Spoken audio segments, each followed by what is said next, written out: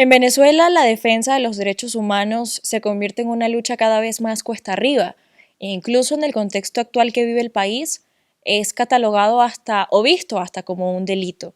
Hoy tenemos una historia bastante interesante precisamente de cómo se lucha en Venezuela para defender los derechos humanos, pero esta vez contado desde la perspectiva de una madre que salía a las calles a luchar por el futuro de sus hijos y de los hijos del resto de las madres venezolanas. Denise, bienvenida. Creo que voy a llorar antes de tiempo. No, esa no es la idea. Gracias Génesis por la invitación, de verdad. ¿Cómo estás? Cuéntanos un poco de esa lucha de la que formabas parte y eras protagonista en Venezuela. Yo no sé si protagonista, éramos tantos que, que creo que sí, los protagonismos no existen en esta lucha. Pues, ¿qué te puedo decir? Tuve 2 hijos y eso cambió todo. Si bien desde muy chiquita siempre me ha gustado como ayudar a los demás y estar ahí para los demás, ser madre es otra historia. Ser madre te transforma totalmente. Y, y mis hijos habían nacido en un país que ya no era mi país, que era muy diferente al país en el que yo había nacido y no me parecía justo. Y, y en algún momento sentí como yo no sé, yo le digo que es como un fueguito que se le enciende a uno por aquí adentro de tengo que hacer algo, no me puedo quedar con los brazos cruzados, no me puedo quedar callada. Y decidí montar una fundación que se llamaba Un País Libre para mis hijos. Eso tiene ciertas implicaciones en un país como Venezuela. Y en algún momento hablé con Amnistía Internacional yo vivía en la isla de Margarita, entonces quería llevar las campañas para bajar la violencia en el país a Margarita, entonces, ¿qué hay que hacer para ser coordinadora? No, no sé, tienes que tener ganas, listo, y ahora que no, tienes que venir a Caracas, voy, ¿sabes? Y, y en algún punto también terminé dirigiendo el Centro de Derechos Humanos de una universidad, de la Universidad de Margarita, y, y pues así comenzó toda esta locura. Tú mencionabas algo al principio y era pues que tú creciste en una Venezuela que lamentablemente tus hijos no pudieron ver y vivir. Mm. ¿Cómo recuerdas tú esa Venezuela en comparación a lo que les ha tocado vivir a estas nuevas generaciones? Primero, una Venezuela próspera. O sea, yo crecí en el mejor momento de Venezuela, no perfecta. O sea, Venezuela nunca ha sido perfecta y creo que no hay ningún país que sea perfecto, pero había posibilidades, había futuro, podía soñar y cuando mis hijos nacieron ya no era así. Todo estaba de alguna forma determinado, se volvieron un número más en unas estadísticas que además no estaban diseñadas para que ellos crecieran, para que ellos soñaran y para mí eso no tenía sentido, no tenía sentido. Venezuela es un país muy hermoso, su gente lo hace muy hermoso, em, pero sin duda alguna en temas de calidad de vida, en temas de tranquilidad, de seguridad, no es el mismo país donde yo crecí. ¿Y qué fue, digamos, ese punto de inflexión, pues aparte de tus hijos, que te llevó a emprender esa lucha? Ver lo que pasaba. Nosotros vivíamos, recuerdo que un día estábamos en un apartamento, que era el que vivíamos, y de un lado del edificio había una de las avenidas principales y más bonitas de la isla de Margarita, y del otro lado había uno de los barrios más complejos de la isla. Y yo escuchaba cómo se caían a tiros y escuchaba cómo la gente gritaba y lloraba y los tiros. Yo decía, ¿esto qué es? Mm, mi hijo mayor está por cumplir 19 años y a Daniel le tocó la primera escasez de leche del país. ¿En qué año fue eso? Eso fue en 2005. Sebastián nació en 2007 y a Sebas le tocó otra muchísimo peor y además en unas condiciones, él tenía unas condiciones de salud que tenía que tomar, ¿sabes? O sea, como cosas muy de Claro, bebés. sí. Y era imposible. Entonces a mi hijo me tocaba darle tetero de yogurt porque no se conseguía la leche que él necesitaba tomar. Y uno dice, o sea, ¿en qué momento pasó todo esto? Sin saber lo que venía después, exactamente, sí. y lo que venía era peor. Ujú. Y creo que no han dejado de sorprendernos. O sea, la capacidad de, o sea, no podemos decir que acabaron con nuestra capacidad de sorpresa. No, porque cada vez que pasa algo peor. Y es como, ¿en qué cabeza cabe? ¿Y cómo fueron esos primeros pasos para, para defender esos derechos humanos de tus hijos y de los hijos de todas las madres venezolanas? Siempre he sido muy curiosa y lo agradezco infinitamente, no tan solo para aprender, sino para, bueno, ¿qué hay que hacer? ¿A dónde hay que ir? Y súbase las mangas porque pues esto es de todos, ¿no? Y sí, como que empecé a ir a conferencias y charlas y talleres y aprender un poco de lo que estaba pasando y entender un poco también desde otra perspectiva lo que estaba pasando. Y ya, terminé muy metida, muy metida de cabeza en esa lucha por la libertad y en esa lucha por la defensa de la educación y a la libertad de expresión y al acceso a la información y pues fue bonito por las personas que conocí, pero muy duro las consecuencias. ¿Y cuáles fueron las consecuencias? Un día llegué a la oficina y el que era el rector de la universidad donde dirige el Centro de Derechos Humanos me llamó a su oficina y me dijo, necesito hablar contigo. Estoy saliendo de una reunión de rectores en Caracas y se me acercó alguien para decirme solamente que te mandara a decir que estabas fichada. Necesito saber qué está pasando. Y yo, no sé qué está pasando. ¿Qué crees tú que fue lo que llamó mucho la atención del trabajo que estabas haciendo o que despertó esa inquietud en las personas que te tenían fichada? Que no me quedaba quieta, que no me quedaba callada, que no me daba miedo hablar ni decir todo lo que estaba sintiendo y lo que estaba pensando en la situación. Que en cada marcha, si tocaba armarla, pues aquí estamos, la armamos. Que si tocaba organizar cosas, pues camine y organizamos y hablamos con la gente y educamos a la gente y hacemos charlas y haga talleres y haga muchas cosas para que la gente entendiera realmente lo grave de la situación. Y en algún momento, en épocas de Chávez, decidieron lanzar una ley de educación que incluía cosas como que los niños debían estudiar estrategia militar y cosas así. Y yo era como, no va a pasar. Veníamos además de con mis hijos no te metas por el tema de las partidas de nacimiento donde decían que los niños eran del Estado y habíamos de alguna forma logrado sortear eso y yo dije, ahora vamos a con esto, le dije, no, ¿Y qué se supone o cómo funcionaba eso de los niños son del Estado? Estas leyes que pues parecen carecer de sentido. parece no carece de sentido.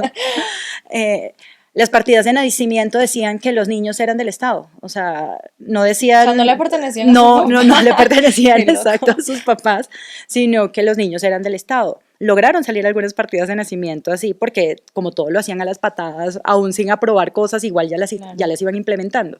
Y con la ley de educación también estaba pasando. Yo recuerdo que me llamó una señora llorando, desesperada, y me decía, me dijeron que solo usted me podía ayudar, y yo, ¿dónde estoy metida? Me decía, fueron unos militares al colegio de mi hija a decirle que los fines de semana los iban a llevar a la playa y a la montaña para enseñarles cosas militares, pero que se iban a divertir. Y obviamente muchos están felices, pero yo sé lo que significa, me decía la señora. Total. Y le dije, no se preocupe. Lo primero es que esa ley no está aprobada, así que ellos no pueden llegar al colegio a hacer eso. Segundo, es que vamos a hacer una carta, una carta donde nos pongamos contundentes con esto y es no permiten que los niños tengan acceso a eso y necesito que la hagas firmar por la mayor cantidad de representantes del colegio. Y así lo hicimos y logramos que no les dieran las clases. Digamos que fueron pasando muchas cosas que empezaron como a detener algunas de estas acciones, pero creo que la más contundente fue que nos sentamos en algún momento en un apartamento en Margarita y había abogados, y había rectores de colegio, y había personas de la Secretaría de Educación, y habíamos defensores de derechos humanos y padres. Éramos como 10, la verdad, éramos muy poquitos. Y empezamos a analizar la ley de educación que estaban proponiendo y compararla con la ley de educación vieja. Y hacer un ejercicio de qué debería quedarse y qué no, y este es de la ley de educación vieja, pero no tiene sentido, chao, y Claro. esto es Como nuevo. a deliberar qué funcionaba Exactamente. y qué no. Y firmamos ese documento y ese documento lo mandamos para las zonas educativas en todo el país y las entregamos con marchas.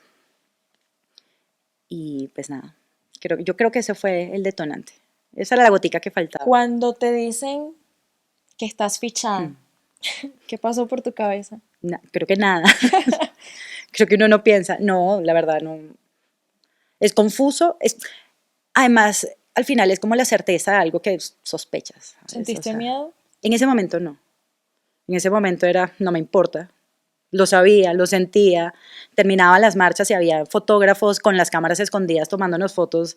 Sabíamos que había registros nuestros en todas partes, entonces era como, sabía que me tenían por ahí. Pero no sentí miedo en ese momento. Tiempo después, sí, como que la misma razón que me hizo subirme las mangas y decir, voy a luchar por esto, fue la que me hizo sentarme un día y decir, a ver, empecé esta lucha por mis hijos, obviamente por los hijos de todas las personas en el Claro, país, pero ¿hasta dónde pero esa hasta misma dónde, lucha exponía a exacto, tus hijos? claro, porque además ya sabíamos que no solo eran capaces de hacernos daño a nosotros, sino de dañar a nuestras familias y lo seguimos viendo. ¿Cuántos hijos, hermanos, papás secuestrados hay en el país? Porque alguien en algún momento tomó una acción y yo decía, tampoco es justo para ellos pasar por esto. O quedarse sin mamá. Porque a mí me iban a, o sea, me metían presa y no iba a salir de ahí, lo tengo claro. O sea, no iba a permitir ¿A qué te refieres exactamente cuando dices no iba a permitir? que iba a pelear hasta con los dientes con cualquiera. Eh, sí, además, tengo amigos que estuvieron presos en algún momento y me decían, Denise, entre los golpes y una cantidad de cosas, me mostraban fotos mías en marchas donde yo ni me acordaba que había estado. De verdad nos tienen todavía, muy fichados. Y yo decía, pues no tienen nada que preguntarme y como no hay cosas extrañas que sacarme, entonces van a seguir dando y dando y dando, pero además la rabia no me iba a dejar. Entonces Y iba a entonces, terminar más agarrada claro, con tú ellos. llega el momento donde, bueno, te dicen estás fichada, entra ese proceso de reflexión porque pues tienes dos hijos y tú dijiste, pues ya no me queda de otra y pues tengo que salir del país.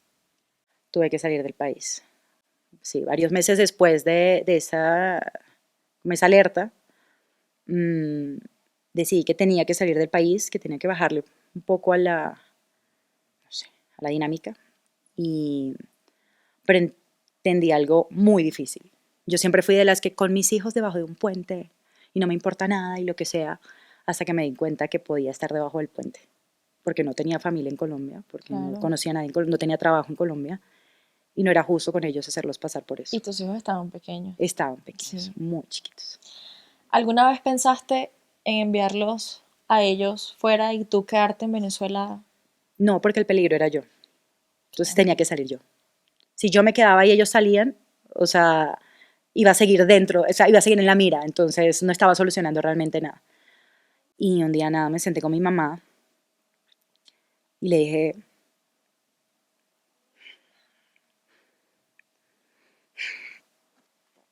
te voy a dejar lo más sagrado que tengo en la vida. Pues necesito que los cuides mientras me voy a trabajar y a estar mejor para podérmelos llevar. Y alrededor de 2 años después pude sacarlos del país. Pero tú todavía, pues pese a que, claro, fue un proceso doloroso salir de Venezuela, Hmm, dejar a tus hijos, afortunadamente pudiste traértelos sí. y todavía sigues formando parte de esa lucha y siendo voz de los venezolanos. O sea, tú no te das por vencida ni adentro ni afuera. No, digamos que estuve un tiempo, entre comillas, tranquila, digo entre comillas porque pasaba algo como metieron preso a Pepito Pérez, que es amigo mío, y Denise Agabulla desde Colombia, pero em, sí, siento que es inevitable, siento que es inevitable porque hay muchos hijos en Venezuela, no son solo mis hijos, hay muchas familias destruidas en Venezuela, hay mucha gente pasando hambre en Venezuela. Sí, y pues ahora yo me imagino tu sentir porque ya después del 28 de julio y las detenciones y dentro de estas detenciones se contabilizan menores de edad. Entonces yo me imagino que tú como madre Yo sí que cruzo la frontera. Claro, tiene que ser muy duro como madre y defensora de derechos Sí, humanos. lo es. Pero no, creo que uno ve los videos de las madres llorando por sus hijos detenidos, menores de edad o no, y es la sensación de no es justo, o sea, se le clava uno en el pecho. Claro. Porque no es justo. No es justo que un niño tenga que salir a marchar en las calles de un país porque tiene hambre. Pero además, no es el simple hecho de que salgan a marchar, sino es que es ahí donde tú te das cuenta de la madurez y la capacidad que tienen los jóvenes de saber la situación que está viviendo el país y que saben que salir a las calles es una forma de ellos mismos defenderse. Digamos que no es nuevo. Los movimientos estudiantiles en Venezuela han ido, como yo lo decía el otro día, no solo los movimientos estudiantiles, las organizaciones de derechos humanos en general han sufrido, no, han pasado por relevos. Entonces, en algún momento estábamos los que estábamos en ese momento, y antes de nosotros había gente también trabajando por la libertad de Venezuela. Y salimos nosotros, o no sé, y llega otra generación dispuesta a luchar por Venezuela, y eso no ha parado. Pero tenemos 25 años en esto. ¿Cuántos años tienes tú? 25.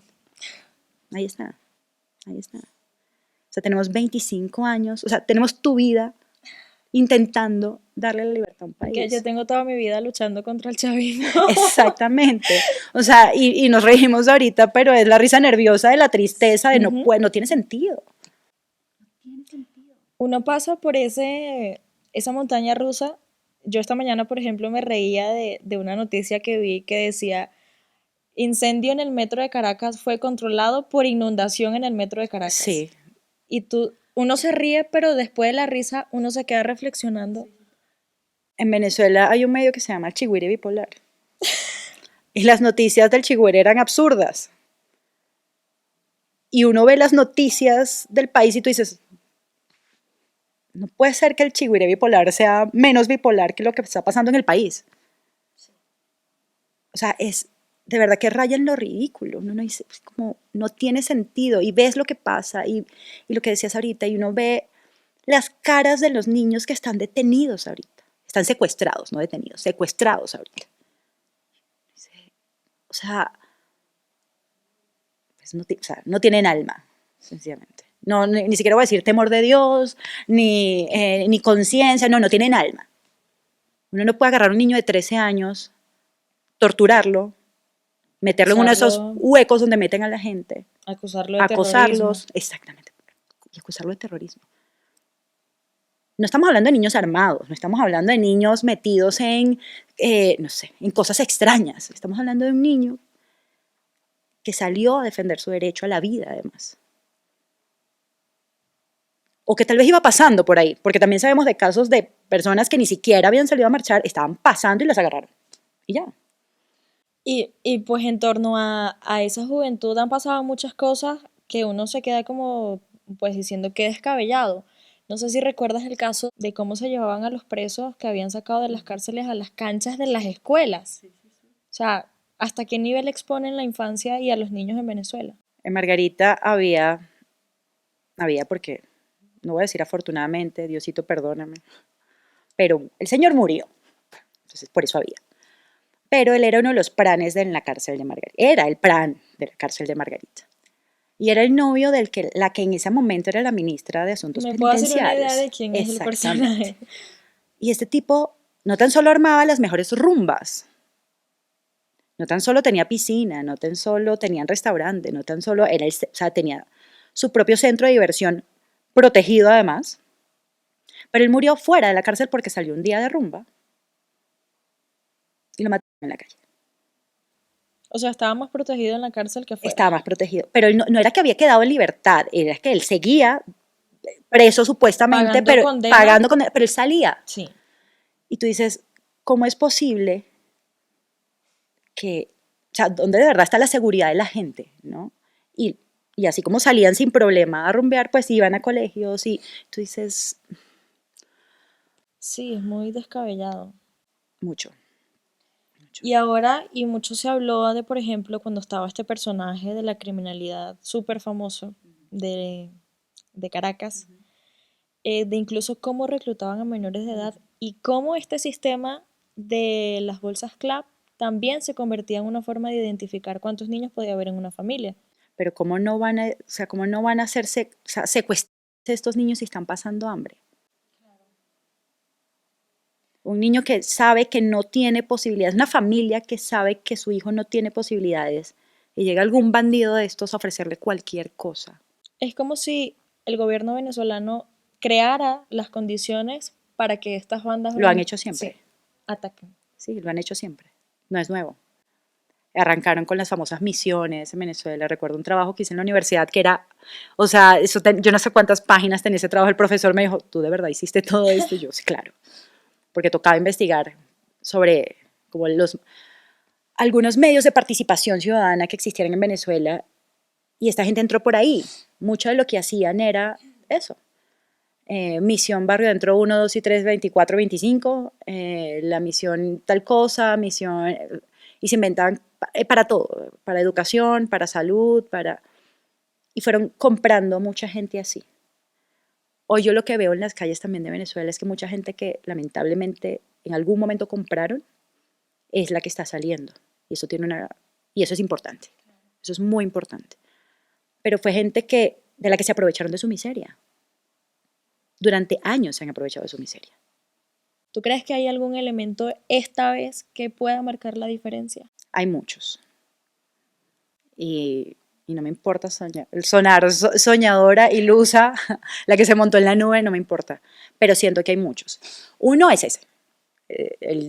Hay un liderazgo claro en este momento sólido, que no salió corriendo después de las elecciones, que nos han tocado varios de esos. Sin haber elecciones. Sin haber elecciones también, exacto, con elecciones y sin elecciones. Yo me he llorado muchas elecciones en Venezuela, muchas, dentro y fuera del país. De esas lloradas desconsoladas, o sea, ya, ¿sabes? No puedo respirar, he tenido muchas.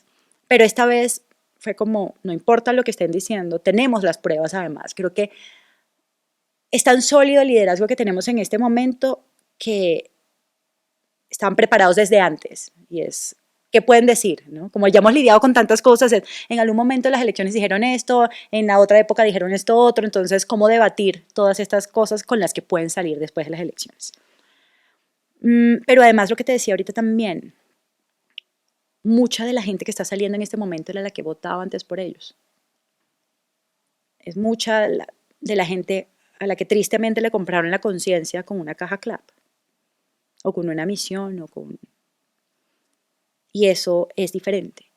Y yo salgo ahorita y escucho las conversaciones de la gente y veo las redes y veo las noticias y hay tanta gente con los ojos puestos en Venezuela como nunca antes.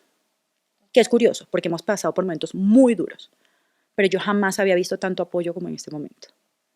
Y no es un tema ni siquiera de bueno, como que los aliados, entre comillas, naturales de una conversación como esta. Cuando estuvimos en el Congreso hace unos días, yo decía, siento que estoy en un mundo paralelo, porque los que nos querían escuchar, los que nos estaban apoyando para que habláramos, era el Partido Verde, era el Partido Liberal, era, o sea, ¿sabes? O sea, Sí, que la misma tendencia política que se supone o que en algún momento apoyó, sí, hoy diga, yo no apoyo esto, es importante. Es que me acordé de una frase que dijo el presidente de Chile, que pues él decía, los de izquierda no somos dictadores, o la izquierda no es dictadura. Entonces, donde tú te das cuenta que sí, pueden tener ideologías o una forma de gobierno similares, pero es que cuando algo está mal, algo está mal. No se puede disimular. Pero por muchos años se disimuló. Por muchos años era lo que te decía, hay escasez de comida en el país, hay gente muriendo de hambre en el país, no hay oportunidad. Tenemos la migración más exagerada, no solo del continente. Lo que pasa es que yo considero que actualmente hay otro factor, y bueno, quizás en la época de Chávez ya se veía venir lo de la escasez, pero creo que ahorita el factor determinante es cómo ha aumentado la represión. No solamente tenemos un pueblo que no tiene que comer, sino un pueblo que está reprimido. Y eso ha sido lo que más ha llamado la atención del mundo. Total. Y yo lo decía hace unos días, obviamente no me alegro de esto, pero se quitaron total y completamente la máscara. Y lo que están haciendo con la gente es inaceptable desde cualquier punto de vista.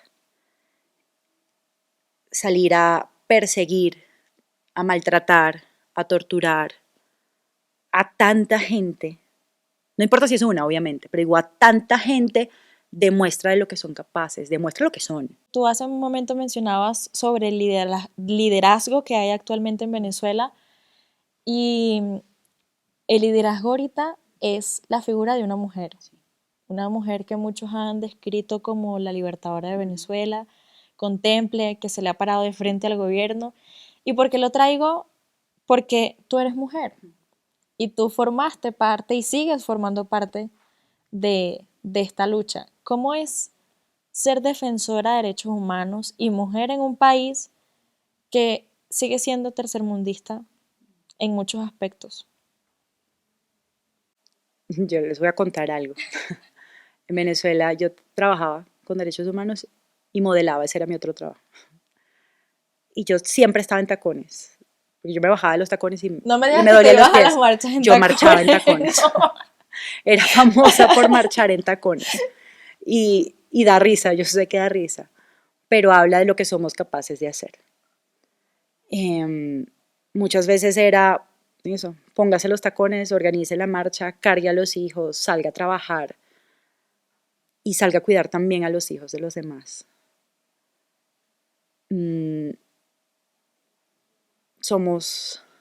Tenemos una misión, ¿sabes? Creo que se trata de eso, de verla, de reconocerla y de tomar la decisión, de asumirla y sacarla adelante. Y no es fácil, ser mujer en nuestros países no es sencillo, pero somos muy capaces de hacer lo que tenemos que hacer para salir adelante. ¿Qué mensaje le quieres dar a los venezolanos en medio de esta lucha? Y pues haciendo énfasis nuevamente en que hoy quien está visibilizando la situación del país es una mujer. Que no están solos. Que si bien esto no es solamente un tema de madres, somos muchas las que tenemos el corazón puesto en la maternidad y desde ahí actuamos. Que aunque estemos lejos, estamos ahí para ustedes, que también es nuestro país. Y que no importa lo que esté pasando en este momento. Estamos todos juntos trabajando para que mañana sea diferente. Para que mis hijos algún día quieran volver otra vez a Venezuela, aunque sea de visita. Para que los nietos y los hijos de mis hijos algún día digan, qué orgullo, quiero ir al país de donde somos también. El país bonito además que nos recogió a todos y que recibió a muchos migrantes y es lo que es y su gente es lo que es gracias a esa mezcla de culturas y gracias a los sabores y a los colores que somos. Denise, muchísimas gracias por compartir con nosotros este espacio, pero sobre todo por ser esa personificación de lo que somos las mujeres venezolanas. Espero te hayas sentido muy cómoda y hayas cómoda estoy, disfrutado este espacio. Mil y mil gracias, Génesis, por la invitación y gracias además porque esto es un espacio para visibilizar las historias de muchas personas que seguimos trabajando, porque eso se trata, de no quedarse quietos y de seguir luchando. Gracias. A ti.